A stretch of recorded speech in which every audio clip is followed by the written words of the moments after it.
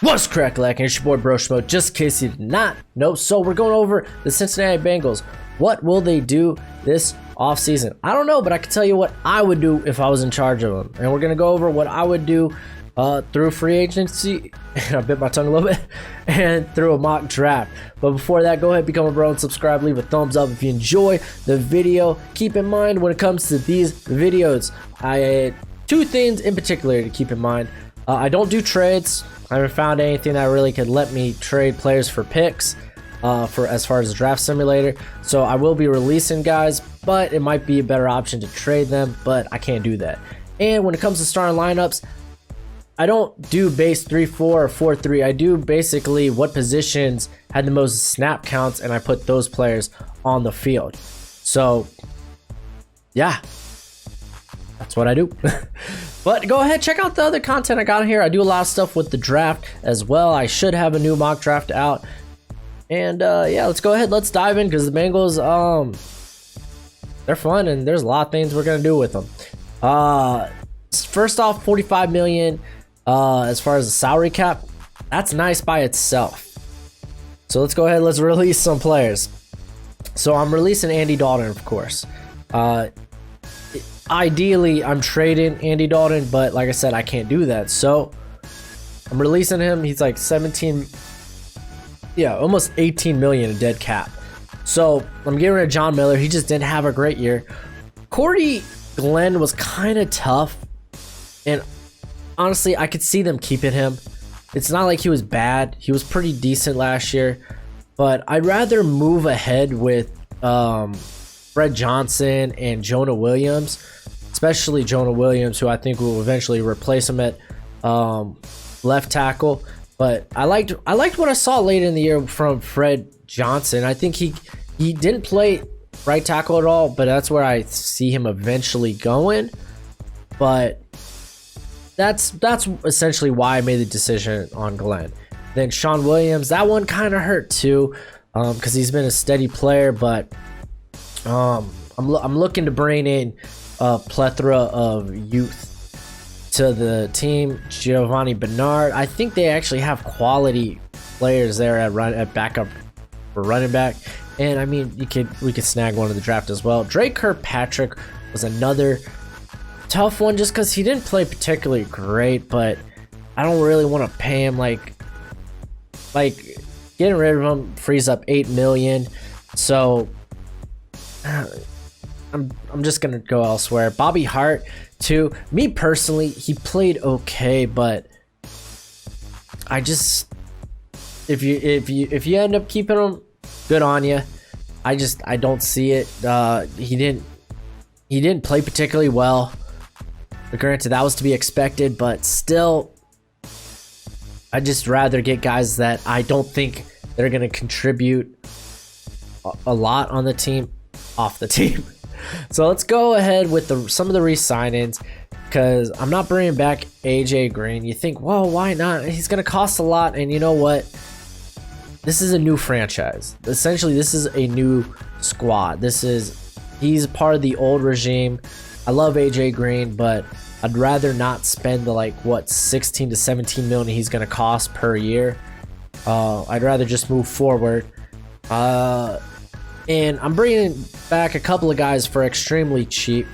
We have 95 million. I'm bringing back Josh Tupou. Probably messed that up, but we could bring him back on a restricted free agent tender. And he actually played pretty well, because I don't plan on bringing back Andrew Billings, who's been a pretty solid zero tech. But I want to see more of what our boy Josh here can do. And then Hardy Nickerson on a restricted free agent tender as well, just because we need depth at the linebacker position. We need starters first, but we need depth. So that still leaves us 91 million to go into free agency, and best believe I'm gonna spend a good amount. So my biggest here, let me pull up something real quick, because I got two slides on this. So all right, so my first bit of free agents, I brought in Earl Watford. He played for Tampa, and he was actually pretty solid, and I brought him in for cheap, 2 years. I think for cheap, 2 years, $9 million. He could be a good placeholder until we get better players on the line. I brought in Sean Lee on a 1 year, $4 million deal just to help with the linebacking core, because goodness gracious, that's not a great linebacking core. And then cornerback Trey Waynes, 1 year, $7 million. Again, kind of a proven deal. He's been a solid number 2. Not the best, but he's definitely not the worst. I just want to bring in guys that can play. And I mean, it's a 1 year deal. I'm just trying to make this team competitive for next season. And then Carl Joseph's more of a proven deal, 1 year, $4 million. So that's more of a proven deal for him. And then these are the big signings, guys that I am going to build this team around. Bringing in Joe Thuney, 5 years, $67 million to help solidify or at least make that line a little bit better. Hunter Henry, I'm sure our number 1 pick, if you don't know who it'll probably be, will have a field day, especially with Amari Cooper coming to town with a lot of money. I know 5 years, $100 million, that's a lot, but I think they can make it work, and it just makes a very scary receiving core. It gives your future franchise quarterback, might as well say it, Joe Burrow. It gives him a lot of. I think doing it this way, it allows the team to be really good immediately. And I mean, again, those are our longest contracts. The rest, we're going to get that cap space back. Remember, we got a lot of guys on rookie deals, so this doesn't really strap our cap for the future. So let's go ahead. Let's figure out what we're going to do in the draft. And probably, you know what, a big name that I kind of tossed and turned with bringing back Darqueze Dennard, who's been actually pretty good since moving to the slot. I just didn't want to bring him back for about $9 million. I think, personal opinion, I think Darius Phillips, he actually played solid enough in the slot this year to warrant the cheaper. I think they played very similar, I should say. They played very close to one another as far as the difference of them being on the field, I guess. It just didn't warrant me to spend like $9-10 million to keep Dennard when I could keep Phillips for cheap. That's my reason. If you said, hey, you should bring him back, hey, I get it. I'm totally with you on that. I don't mind it either way.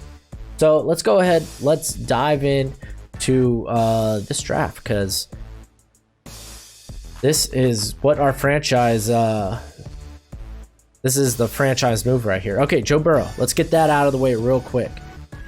Now, I'm going to tell you, I'm probably looking for cornerback, linebacker in the second round. I think there's solid pieces on the offensive line already. So unless there's like some really groundbreaking, like I think we could get someone on the offensive line in the third round. Let me put this over here. Yeah, and I think our offensive line, no lie, ain't so bad. So I don't mind. I don't mind maybe grabbing.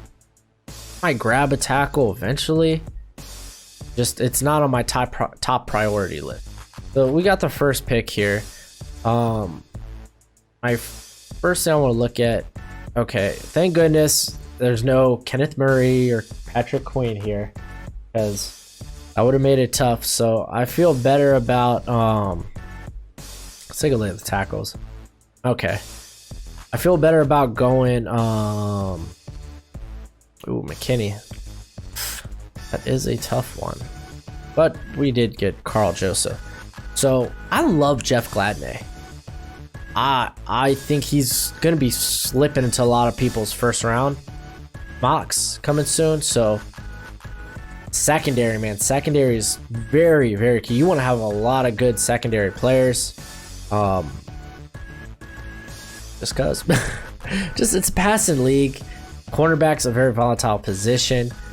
Could be hot and cold sometimes. So having guys come in to kind of relieve others when they're not playing so hot. It's ideal. And the way teams are spreading the ball, I mean, for goodness sake, the Cardinals are running 4 wide receiver sets now. You need guys you can trust coming on the field in those sub packages. All right.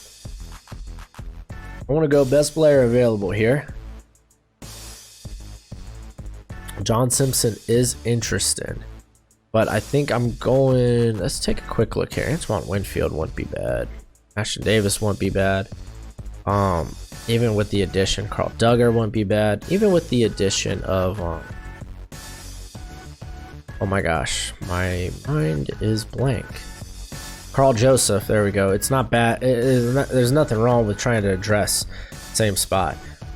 We brought back Josh Tupou, but I don't mind getting a true zero tech, and Luki Fotu, Bravian Roy would be that. So take a quick look.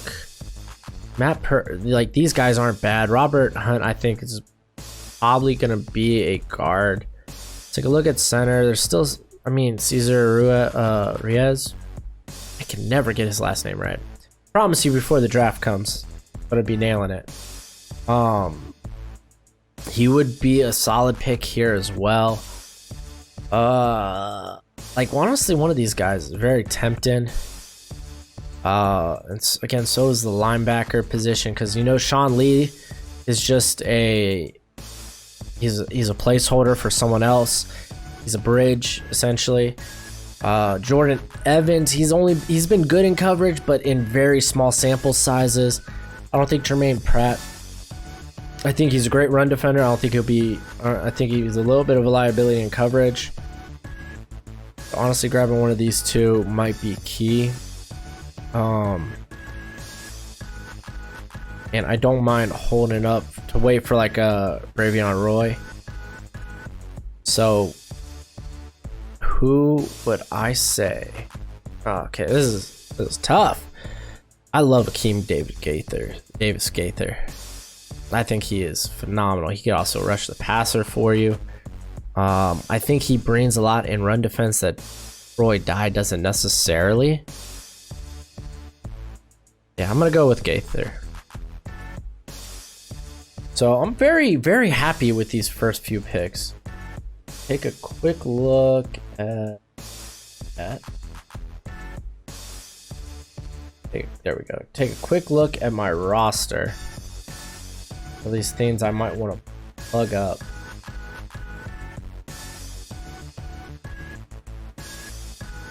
Oops.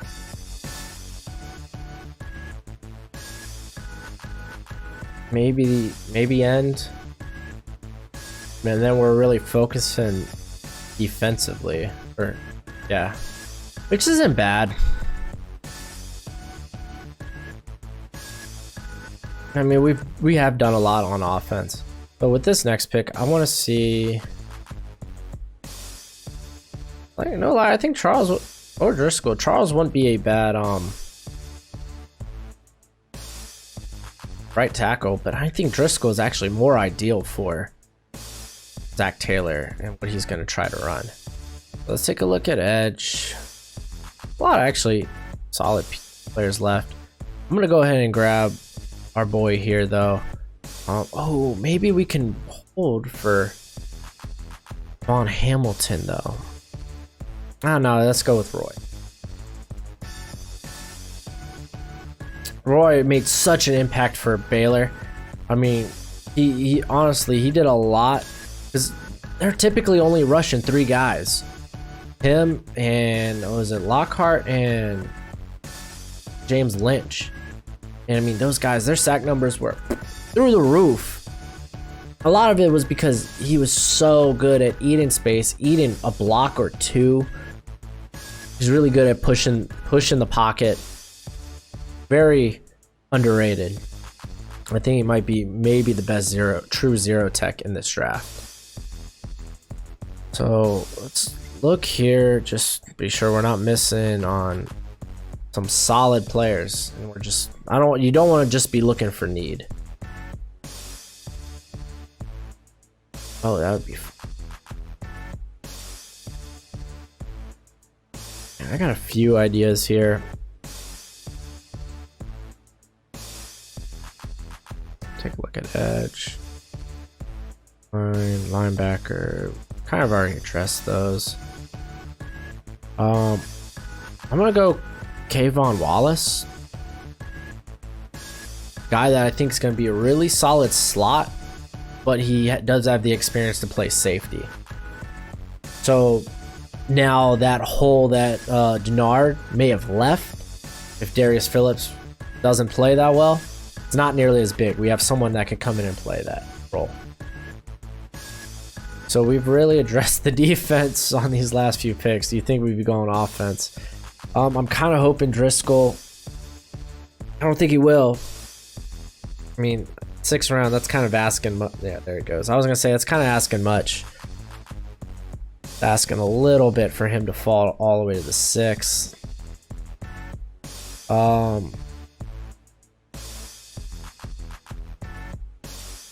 mean, you got Charlie Heck. Colton McKivitz and Scott France. They're safer options, but I don't think they really offer. I mean, I have him really close to Charlie Heck, who it's not like he's an athletic stud either, you know? But he is proven in pass blocking sets. He's proven to be very, very good in true pass block sets. He has graded out very well.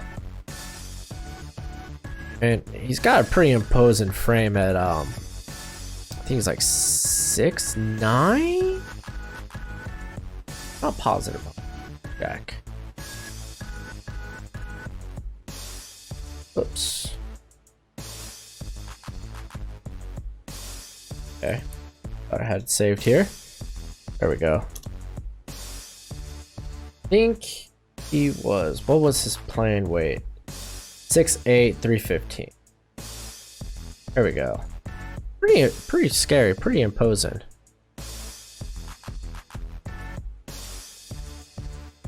So I think I've done a lot of things that I like.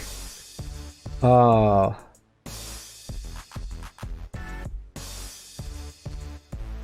right, so we're back with our pick. Tommy Kramer wouldn't be bad, because I mean, technically we have a stopgap option in Earl Watford, but he's been solid in his own right. I don't want to take away anything from what he's done. Willie Gay, I don't see him falling this far, but just because of the character concerns, he got suspended because of academics. He didn't play a lot last year, but he's got such great size, or such great speed. He's going to be the fastest linebacker. I mean, do we really double dip at linebacker? I think I'd rather go maybe on the edge, because Charles Dunlap, he is getting older, and I do like Bidaku as a developmental prospect. He's got a lot of good characteristics, a lot of things you would like. So overall, I mean, I like a lot of our draft. Not like big name players, but it's not bad.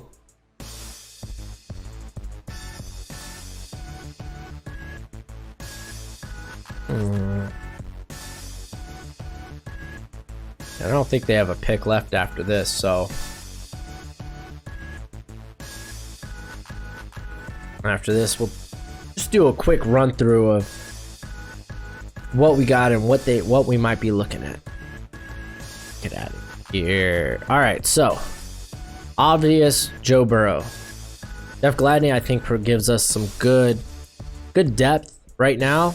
Maybe even if Trey Waynes isn't playing well, he could come in. Even William Jackson, you know, Gladney is just sitting there waiting. Keem Davis-Gaither gives us just another linebacker that they need. Remember, Sean Lee is only a placeholder. Bravion Roy comes in, and honestly, I think he gets time immediately with Josh Tupou. And then Kayvon Wallace, again, ideal slot. Charlie Heck as a developmental guy, as well as Bidaku. So let's go ahead. Let's take a look at what the starting lineup will look like next year for the Bengals. So the starting offense for 2020, Joe Burrow, Joe Mixon, Mari Cooper, John Ross, you got Boyd who could play outside or slot. I think that's very scary. Hunter Henry as well, very scary. And then I'm starting Fred Johnson as the left tackle because he played exclusively at left tackle last season near the tail end. But I got no problem switching him and Jonah Williams, Thuney, Hopkins, Watford. I think you get a solid interior there. I think this offense can do damage. And then defense, they're a little... I think it's better than last year. Carlos Dunlap, Hubbard, you got Geno Atkins, and then I got Roy as the starter. Pratt, Sean Lee, keep in mind we got Davis Gaither as well. Then Jackson, Waynes, Phillips as the starters. Keep in mind we have Gladney, we have Wallace, and then Bates, Joseph in the secondary or there at safety. So I think it is a very much improved team. But that's it for the video. Let me know what you think and what you would do differently in the comment section below. Remember, this is just one way to approach the offseason. There's no right answer. Two things can be true at once. So let me know what your opinion is on how to deal with the Bengals offseason. But until next time, you be easy, my friends. Later.